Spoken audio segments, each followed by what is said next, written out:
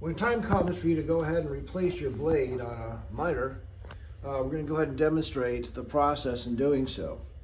As you can see, the blade cover and the lock will have a locking direction and an unlocking direction. And this is going to be different from your regular tread. Where you go righty-tighty and lefty-loosey, this is going to be the opposite. And so this is just a reminder which way to go. Your saw should come with a tool to go ahead and change the blade with. In this case, they gave us an Allen wrench that we're going to be using. So what we'll do is we're going to go ahead and we're going to go and loosen the blade. But as you can see, I can spin this thing around and it's not stopping. What you have to do is you have to look for this component over here. This is going to be a lock on your miter saw and even on your skill saw that once you press it, it'll lock the blade.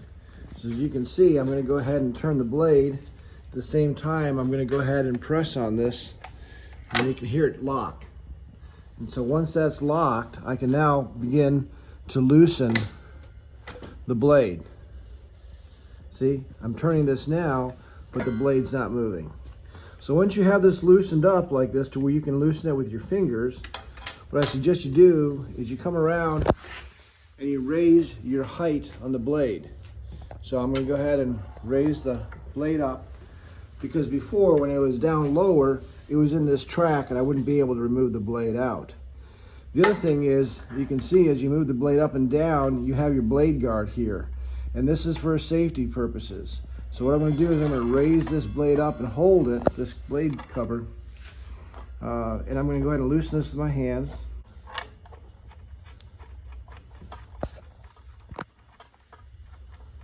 Blade all the way off, but you have to be careful sometimes because you have a little washer in here. So you just want to make sure you do this slowly so you don't drop anything. I'm going to take the cover off here, and now I can go ahead and safely remove the blade out of its chamber. You can see there is another little washer here which will allow the blade to stay flush. I'm just going to go ahead and insert that back in. Okay, so now that you have your blade off, you can go ahead and replace it with your other blade.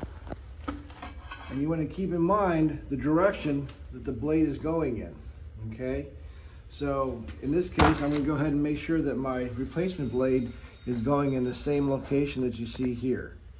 Okay, typically, if you have nothing written on the blade, you probably have it in the wrong side. And the front side will have the writing, which would be the correct way to put the blade back in. Once you get this back on, you want to make sure that you have this flush, so ensure that you have that washer in place. And I can drop this back down.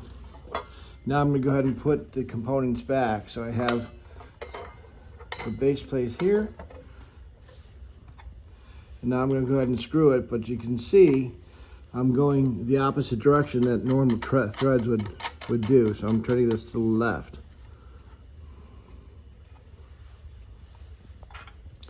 And then again, if I was to start tightening this here, you can see the blade is still moving.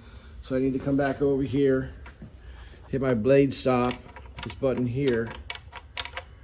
And then once I do that, then I can go ahead, lock it in place, and then give that a good tight. You don't want to over tighten this, just enough to where you have it one little extra stretch of tightness there. So now that the blade is on, I can go ahead and come back over, lower the blade back down. Snaps in place, and now we're ready to go. You can see the writing is in the front.